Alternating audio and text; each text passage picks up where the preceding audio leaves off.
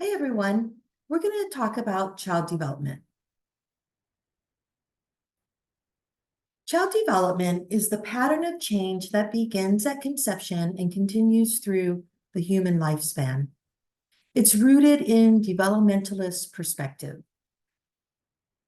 The developmental perspective includes the biological processes, changes in an individual's body, and examples would be growing taller, gaining adult teeth, as as we're growing, and then also the process of aging, right? The reverse. Cognitive processes are changes in an individual's thought, intelligence, and language. And some examples of these are becoming more self-sufficient, enlarging our cognitive ability or thoughts and language ability, or vocabulary expands, understanding grammatical patterns. Social emotional processes is the changes in an individual's relationship with other people, changes in emotions and changes in personality. So some examples would be being able to have a close friend or a best friend, being able to share and play with others, and gaining the ability to listen to others and follow directions.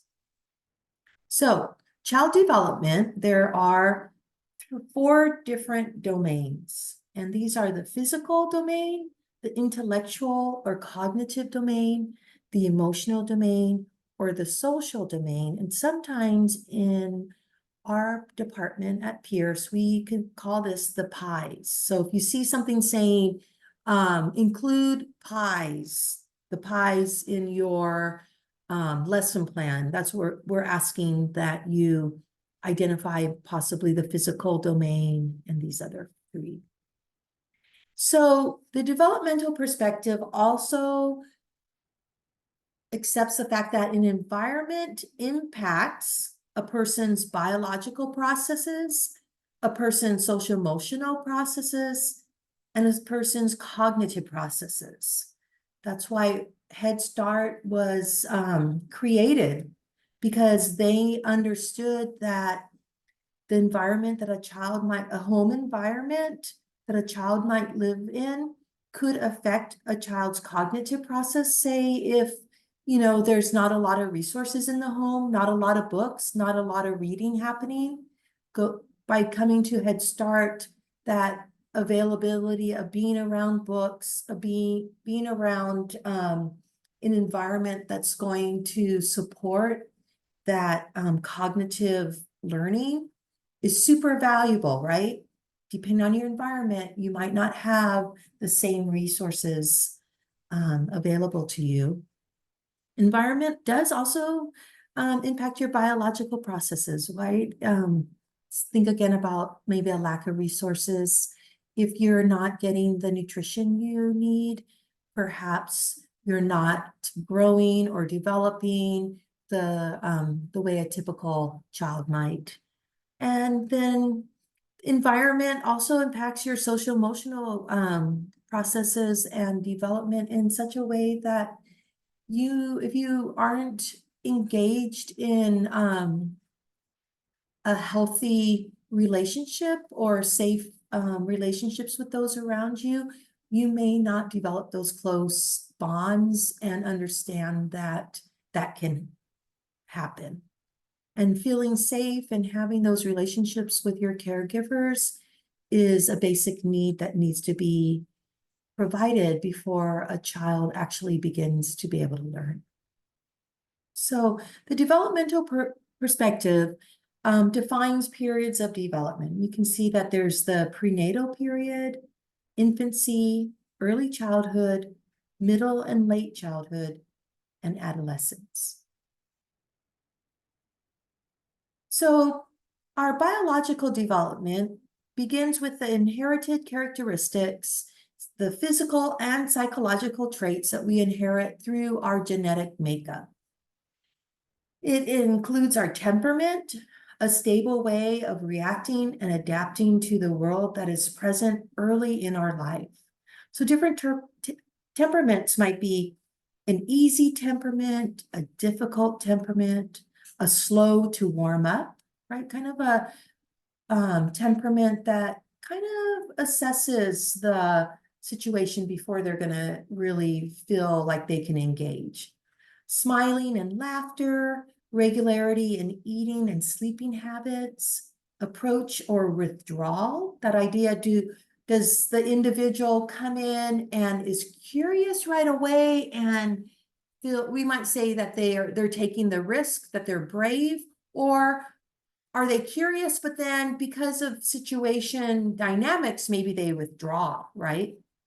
Adaptability to new situations. Is it easy to enter into new situations, or are new situations stressful? Intensity of responsiveness. Some people we see have like super big responses to situations. Others are we might say calm or even keeled. Generally cheerful or generally unpleasant, distractible or persistent. You know, they're focused and they're doing that job, or something comes into their peripheral vision and they're no longer doing that job. They're chasing after something different. Are they soothable?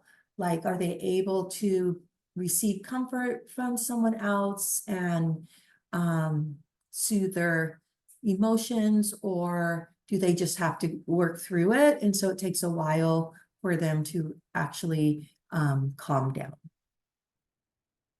Physical development includes our body growth, our large motor development, small motor development, perception, and brain development. Research shows that many capacities thought to be fixed at birth are actually dependent on a sequence of experiences combined with hereditary. That's that environment and what we inherit, right? Both factors are essential for optimum development of human brain. And so this image just shows you that our brainstem is our primitive brain, and that is what develops first. It's sensory motor input and survival. Then we move up to the midbrain and the limbic area, and it develops second. And so that's where attachment and emotional development happens. And then third, our cervical brain, our thinking, learning, language, and inhibition is what develops third. And so you can see that as you watch children develop these areas, you know, inhibition, thinking, kind of that concrete, or actually, I'm sorry, abstract thinking happens last, right? And first you have to develop these other two stages. Most brain development happens within the first 3 years of life. The development of synapses occurs at an outstanding rate during a child's early years in response to that child's experience. At its peak, the cerebral cortex of a healthy toddler may create 2 million synapses per second. By the time children are 2 years old, their brains have approximately 100 trillion synapses. And based on the child's experiences, some synapses are strengthened and remain intact, but many are gradually discarded. By the time children reach adolescence, about half of their synapses have been discarded, leaving the number they will have for most of the rest of their lives. Interactions with caregivers are important, super important for brain development. Different regions of the brain localized for specific functions are shown in this image. So you can see the cerebellum has coordination, the occipital lobe has vision, the temporal lobe is hearing and facial recognition, the parietal lobe is for touch and pressure, taste, body awareness. The frontal lobe is that smell, speech, concentration, planning, problem solving, and motor control. And that's that third area to develop in our brain. Raw material of the brain is the nerve cell known as a neuron. Neural connections, known as synapses, show brain development or learning. So you can see a neonate before birth has these many synapses. A 6-month-old, how much has grown, and then by 2 years, you're seeing that high growth, right? That was talked about 100 trillion synapses. And so brain development or learning is actually the process of creating and strengthening and discarding connections among neurons. So if connections are discarded, that means that those synapses aren't reinforced, they're not needed, they're not strengthened to continue, which is fine, except that you just don't want all your synapses to be discarded, right? So this is that idea of nature and nurture and environmental influences on brain development. I've posted this PowerPoint in Module 4 so that you can access these YouTube videos that explain and show nature and nurture. So the environment impacts our development, but also our relationships and the people in our lives, the nurturing impacts our development. It takes both for a person, takes both in a positive way, a positive environment, a positive relationship, positive nature, positive nurture to have optimum development. Cognitive and intellectual development. Focus on development of how children perceive and mentally represent the world. Thinking and learning. Problem solving, understanding language, and memory development are all part of that cognitive intellectual development. And then, of course, putting it all together and building concepts. Jean Piaget has a cognitive process developed thought that cognitive processes developed in an orderly sequence of stages. The rate of development is variable to individuals. The sequence remains constant. So you could probably see that in different children if you've observed them, that their development might be faster, but Piaget is saying that all people develop in the same sequence. That children build schemas, which are the concepts of their world. So a schema could begin with an animal with 4 legs and 1 tail is a dog. And then that child goes on a drive and observes a cow, and calls the cow a dog because a cow has 4 legs and a tail. And then the adult says, no, that's a cow. And so the schema of 4 legs and a tail now doesn't just hold a dog, it holds a dog and a cow. Maybe the next animal the child interacts with is a cat. And maybe the child calls the cat a dog or a cow. The adult says, no, that's a cat. And so now the schema of 4 legs and a tail involves a cat, a dog, and a cow. Assimilation, incorporating new events into existing schemes. So that idea is that as you interact with different things, then you are going to assimilate the new ideas, right, into what already existed. So that would be the similarities with having the concept of a dog going out somewhere where there's a cow and understanding, oh, there's something more. And so I assimilate that into my schema of 4 legs and a tail. This example really highlights the fact that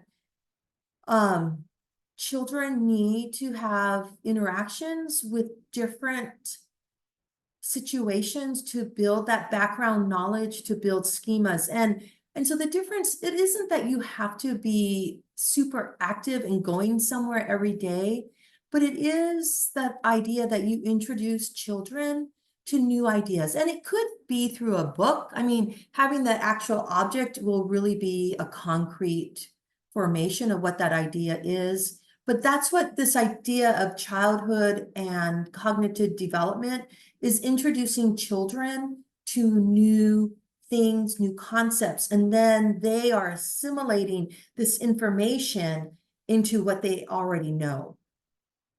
Accommodation, if assimilation does make sense of new events, right? So it does make sense. Oh, that cow is different from the dog. It's mooing, it's not barking. Children try to modify existing schemes through accommodation. So you can see how through this process that Piaget has set out, that children are building their own knowledge about the world around them. So theory of mind is a common sense understanding of how the mind works.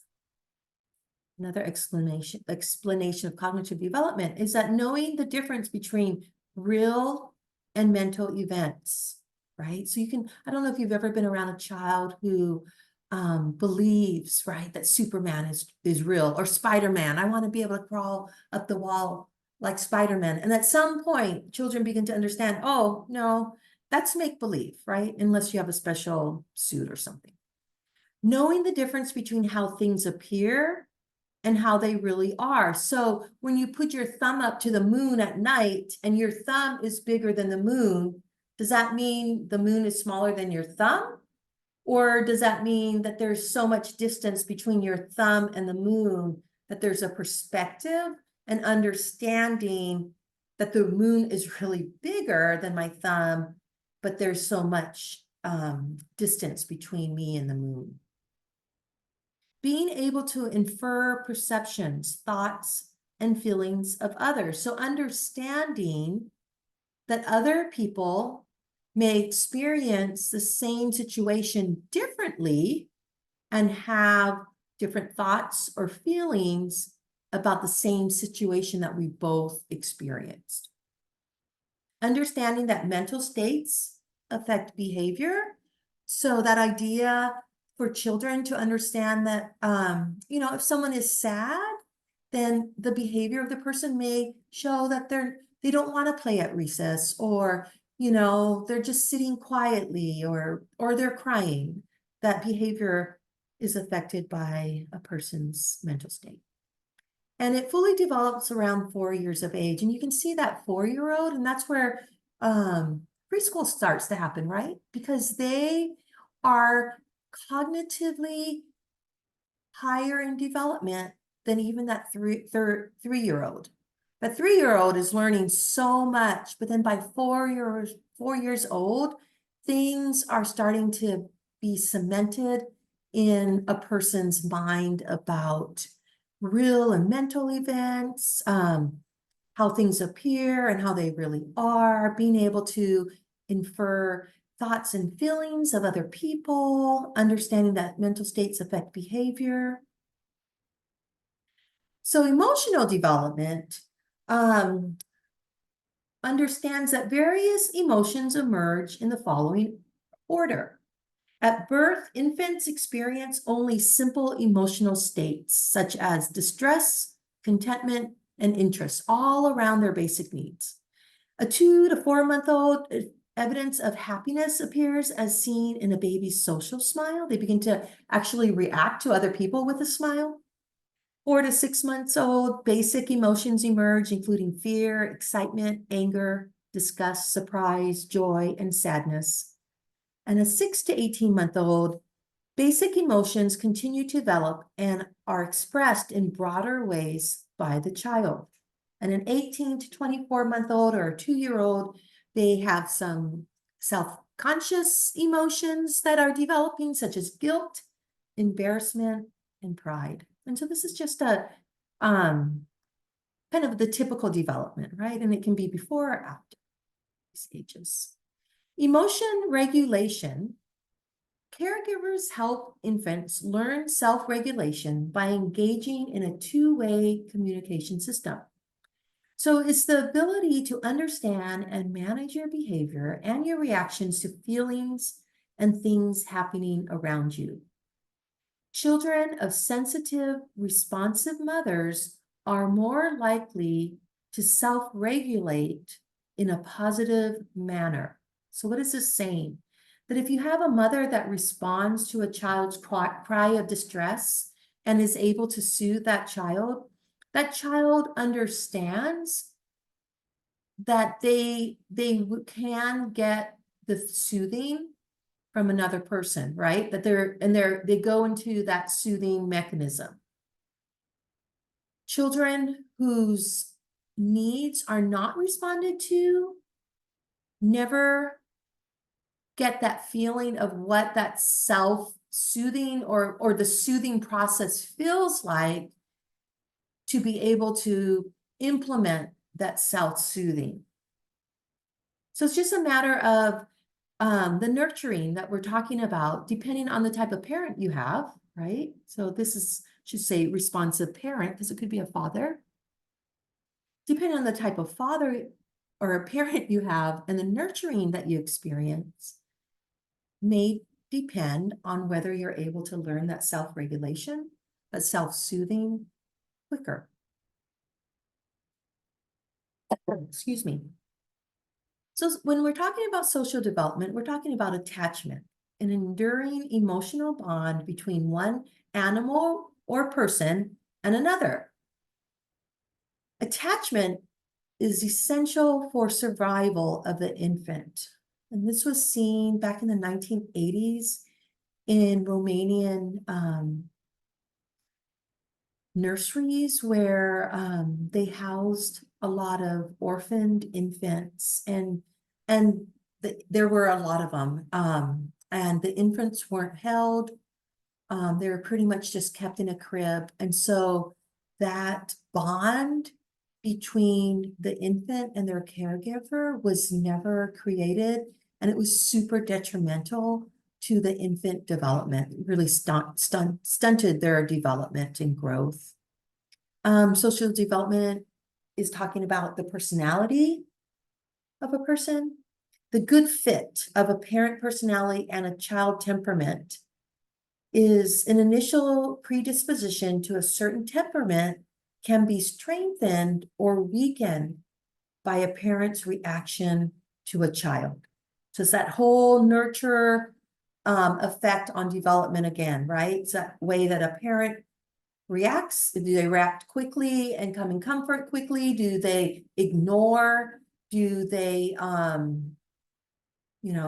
it's sometimes react quickly, sometimes ignore? All those different things can affect a child's temperament. So here are the type of play that children are involved in during their age, because play is an expression of social development, right? So 0 to 2 years, there's solitary play. 2 to 2.5 years old, there's spectator play. I don't know if you guys have seen this before, where the child, they just kind of observe other children around them playing. They don't join in. 2.5 to 3 is parallel play. They don't really join in the play, but they play alongside another child. Maybe with the same, they will not share the same activity, right?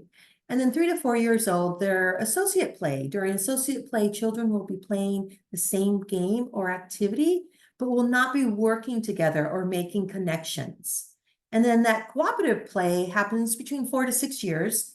And during cooperative play, children learn to play with their peers. They start to use social skills and interact with their friends. And remember that 4-year-old is also developing cognitively and understanding that other people have different thoughts, different experiences, even though they are experiencing the same situation.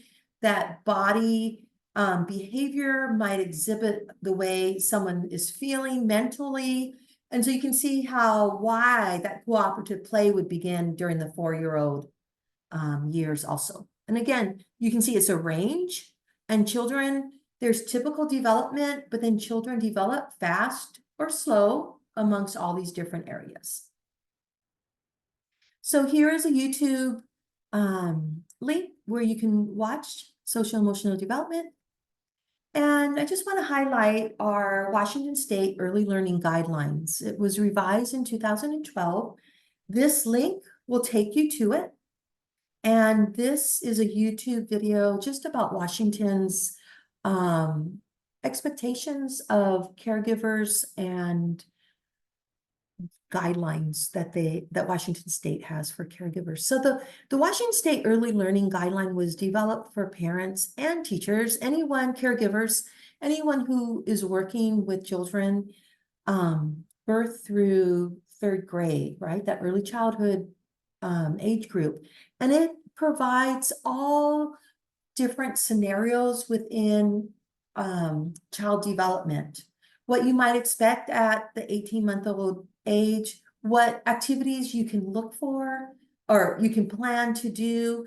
It's a nice document to share with parents because it does include activities that parents can easily do with their children to help them develop, right? Remember that environment, the nature part of development is the interaction with different situations, different people, to help round off a person's development. All right, well, that ends this discussion. Hope you're doing well with this idea of development. Drop me a line if you need to. We can always meet and discuss more. Take care. Thank you. See you online.